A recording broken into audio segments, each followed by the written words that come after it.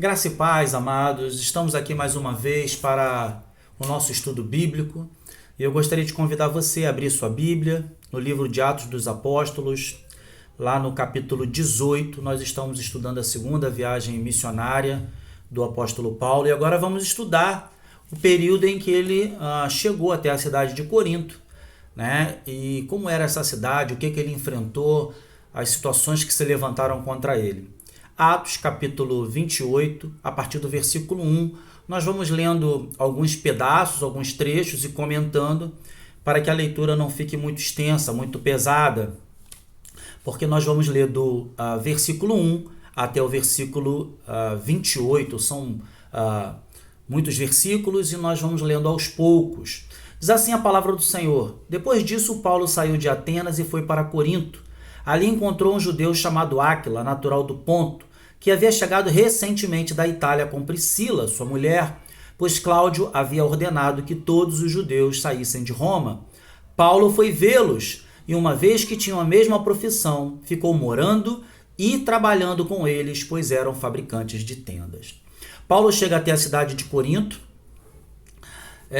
Como é que era essa cidade de Corinto, né? A cidade de Corinto, ela era um centro de liderança política, um centro comercial da Grécia, muito importante.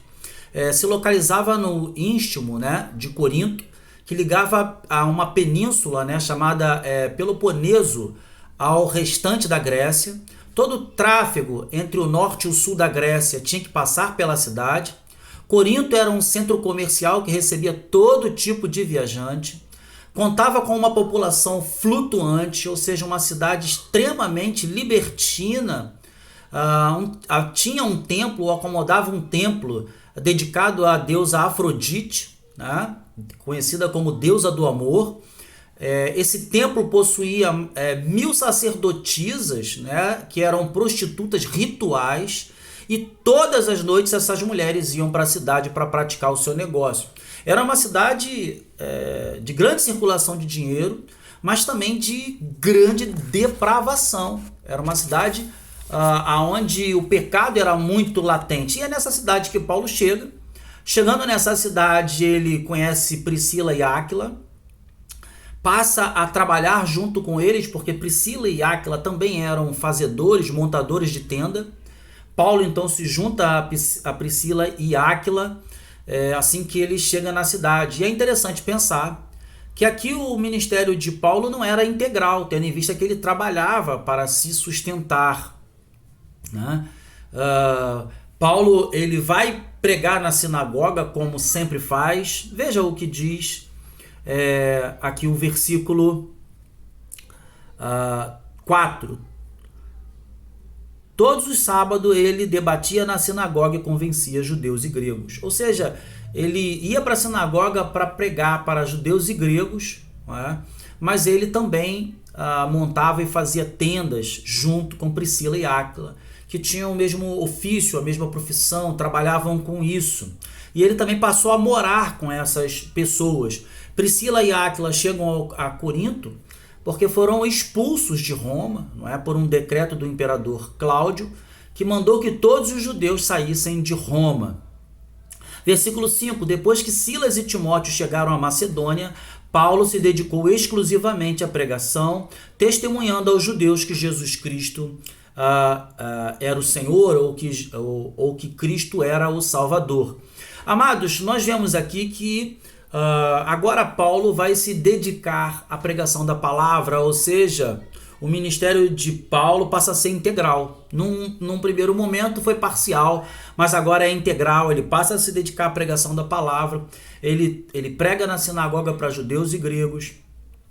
Mas como todos os lugares por onde passou Paulo, também vai se levantar a oposição. Veja o que diz o versículo 6. Opondo-se, eles lançaram maldições. Paulo sacudiu a roupa e lhes disse: caia sobre a cabeça de vocês o seu próprio sangue. Estou livre da minha responsabilidade. De agora em diante irei para os gentios. Então veja que quem levanta oposição são os judeus.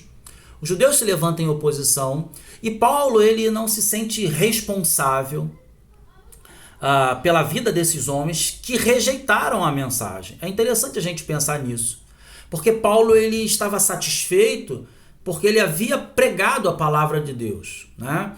É claro que Paulo desejava que todos se convertessem, que todos aceitassem Cristo como o Senhor, como o Salvador. Mas uma vez que houve a rejeição, a oposição, Paulo não se sentiu culpado. Por que ele não se sentiu culpado? Porque Deus comissionou a sua igreja a pregar o evangelho e não a converter pessoas. E é interessante a gente pensar nisso, né? Porque muitas pessoas acham que nós, crentes, fomos chamados para convertermos pessoas. Não, nós não fomos chamados para isso. Nós fomos chamados e enviados para pregar o evangelho.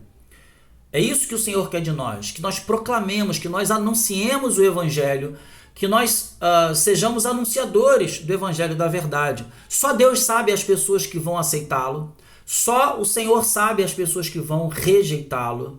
Mas o que ele quer de nós é que a gente seja proclamador, anunciador. E por isso Paulo então não se sente culpado, porque essas pessoas rejeitaram. Veja, e ele diz, agora então vou me voltar para os gentios, deixando claro que quem estava rejeitando eram os judeus. Versículo 7, então Paulo saiu da sinagoga e foi para a casa de Tício, justo, que era temente a Deus e que morava ao lado da sinagoga. Crispo, chefe da sinagoga, creu no Senhor, ele e toda a sua casa. E dos coríntios que os ouviam, muitos criam e eram batizados. Ou seja, dois grupos de pessoas. Um grupo, judeus, se colocaram em oposição e rejeitaram o evangelho. Outros creram e foram batizados. Mas veja, eu gostaria de ressaltar algo nesse versículo que é muito interessante. Versículo 8. Crispo, chefe da sinagoga, creu no Senhor, ele e toda a sua casa. E dos coríntios que o ouviam, muitos criam e eram batizados. Veja, para que as pessoas creiam, elas precisam ouvir. E para que as pessoas ouçam, é preciso quem pregue. Paulo pregava e anunciava. Pessoas criam, famílias criam, mas criam porque ouviam a palavra de um pregador, de um homem de Deus que resolveu proclamar, anunciar o evangelho. Dois grupos de pessoas. Os dois grupos ouviram. Uns rejeitaram e outros creram. Creram e foram batizados. Versículo 9. Certa noite o Senhor falou a Paulo em visão, não tenha medo, continue falando e não fique calado. É interessante porque Paulo em nenhum momento demonstra medo, ou o texto cita que Paulo teve medo. Mas precisamos lembrar que o nosso Deus é Deus que sonda corações e mentes. Antes de você falar, Deus sabe o que você vai falar. E ainda que você não fale, Deus sabe o que você tem no seu coração.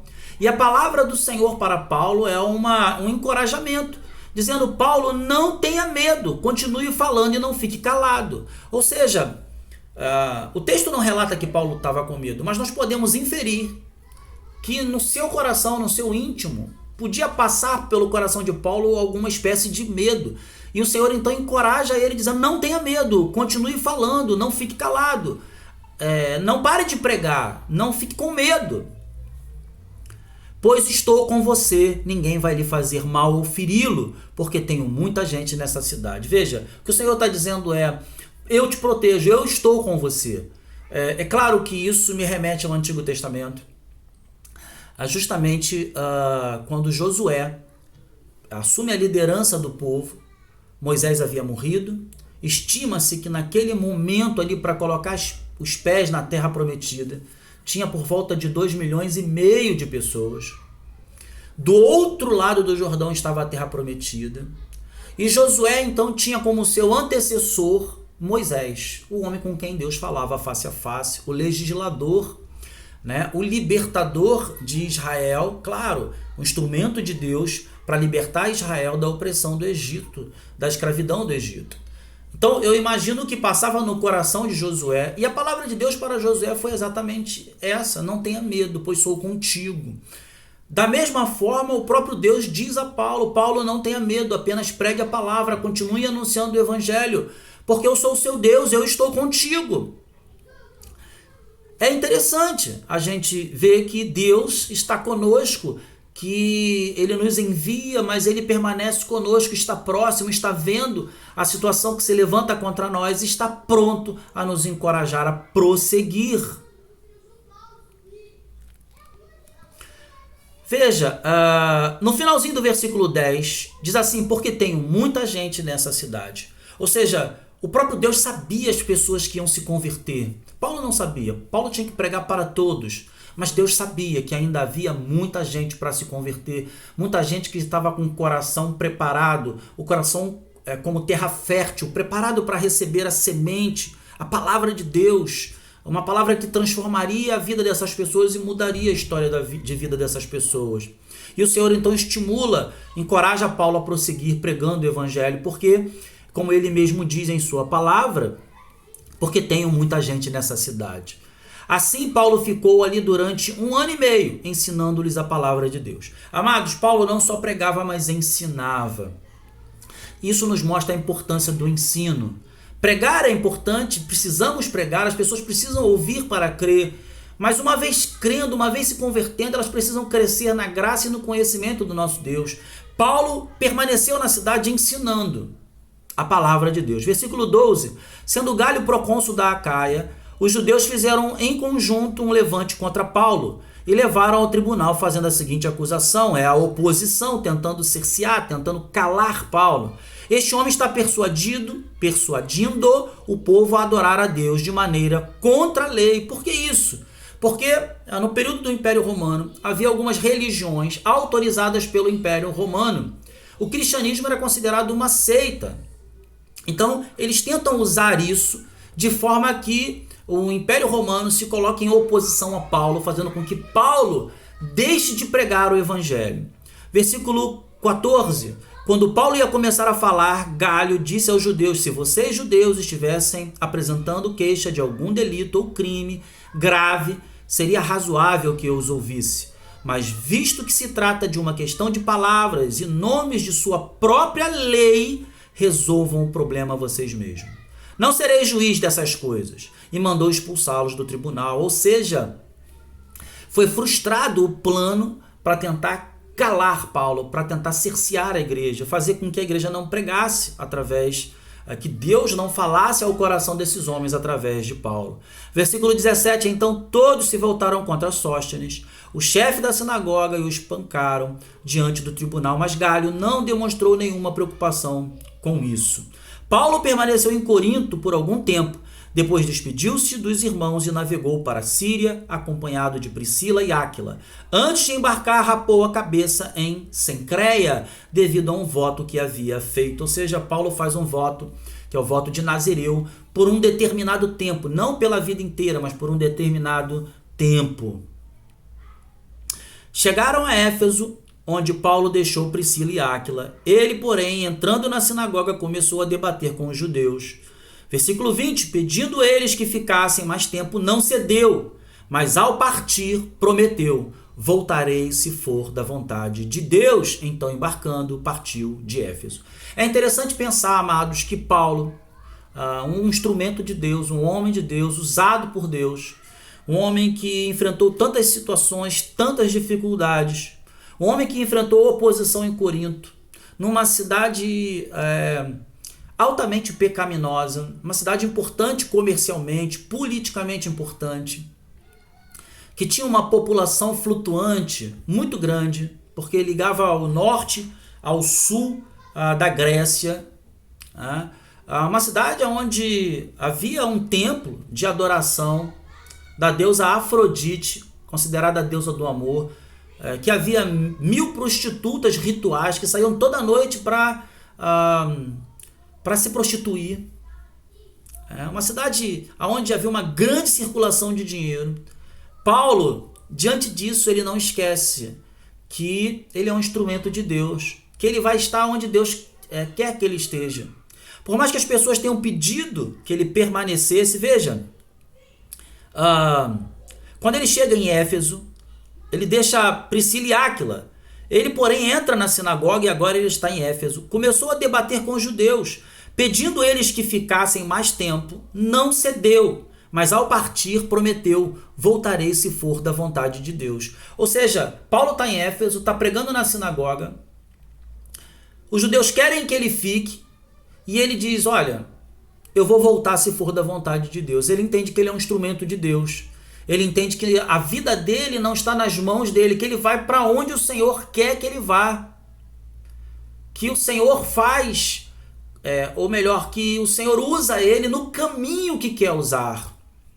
Embarcando, partiu de Éfeso. Ao chegar a Cesareia, subiu até a igreja para saudá-la e depois desceu para Antioquia. Depois de passar algum tempo em Antioquia, Paulo partiu dali e viajou por toda a região da Galácia, da Frígia, fortalecendo os discípulos. Paulo, ele não era só um pregador da palavra, Paulo era um pastor. Paulo foi o maior fundador de igreja, o maior implantador de igreja da história do cristianismo. Possivelmente também foi o maior perseguidor da igreja. Paulo, ele pregou em muitos lugares, mas Paulo tinha uma preocupação muito grande, não só em pregar e ensinar, como em revisitar os lugares por onde ele havia passado, onde ele havia pregado, onde as pessoas haviam se convertido. Paulo se mostra um pastor que cuida das suas ovelhas, ou melhor, das ovelhas do Senhor, que estão debaixo da sua responsabilidade. Versículo 24. Enquanto isso, um judeu chamado Apolo, natural de Alexandria, chegou a Éfeso. Ele era homem culto, tinha grande conhecimento das Escrituras, fora instruído no caminho do Senhor e com grande fervor falava e ensinava com exatidão acerca de Jesus. Embora conhecesse apenas o batismo de João, logo começou a falar corajosamente na sinagoga. Quando Priscila e Áquila o ouviram, convidaram-no para ir à sua casa e lhe explicaram com mais exatidão o caminho de Deus.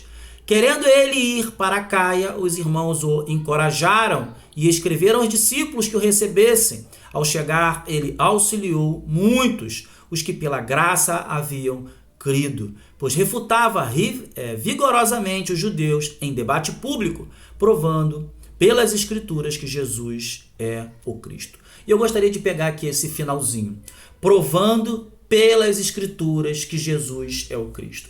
Amados, muitas pessoas entram em debate hoje com crentes, não é? E o argumento do crente tem que ser baseado na Escritura Sagrada.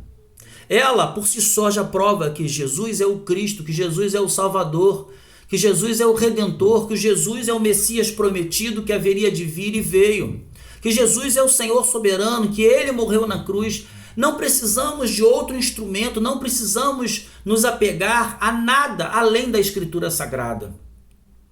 A única coisa que esse homem usava era a Escritura Sagrada para provar que Jesus Cristo é o Senhor. Esse texto, amados, ou essa passagem de Paulo por Corinto, traz muitos ensinamentos para nós. E eu vou pontuar algumas coisas bem rápidas para que a gente possa fixar. Paulo, por alguns instantes ou por algum período, ele exerceu o seu ministério de forma parcialmente.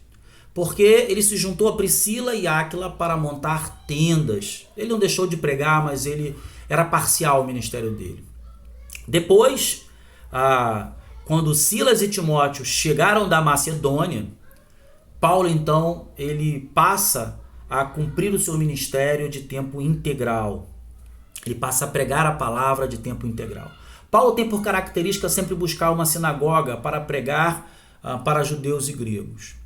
É interessante ressaltar que a oposição veio justamente do povo judeu. Eles se sentiram confrontados com aquilo que estava sendo pregado. Tentaram de um artifício de usar a questão do Império Romano ter autorizado ou permitir que algumas religiões agissem normalmente debaixo do Império Romano, né? E dizendo que aquilo que Paulo pregava não era ou não fazia parte da religião judaica.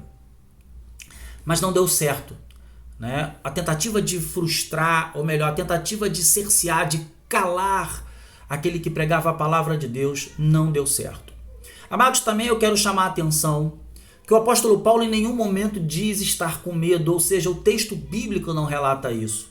Mas o nosso Deus, como eu já disse, é o Deus que sonda corações e mentes. Ele sabe aquilo que passa no meu coração. Ele me conhece por dentro e por fora. Ele não me conhece só por fora. Ele não conhece você só por fora. Ele sabe aquilo que passa no teu coração.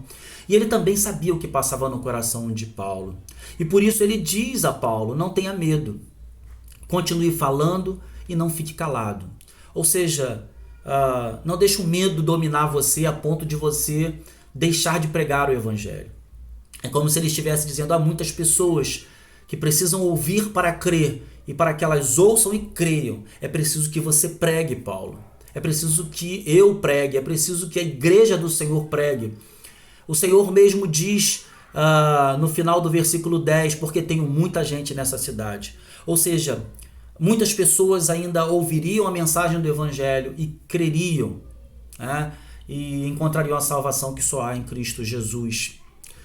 O Senhor então encoraja Paulo a continuar pregando a mensagem do Evangelho, independente do que viesse a acontecer, do que estivesse acontecendo.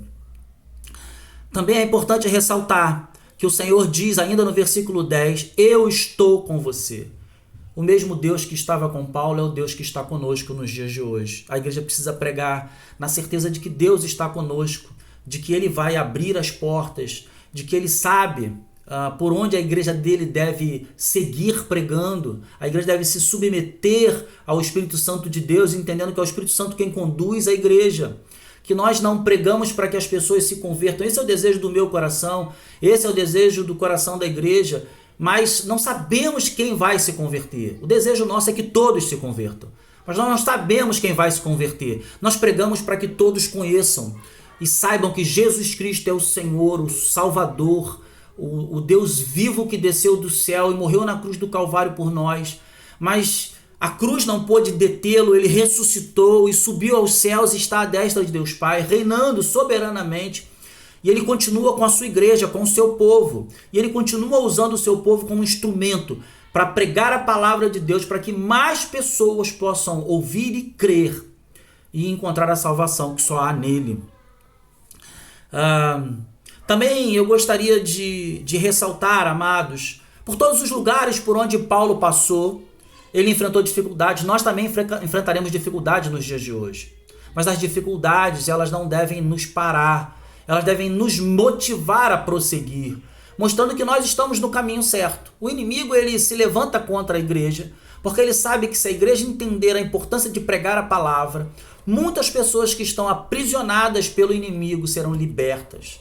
Muitas pessoas serão salvas, muitas famílias serão restauradas, muitas vidas serão restauradas, amados. A igreja precisa pregar o evangelho do nosso Senhor e Salvador Jesus Cristo.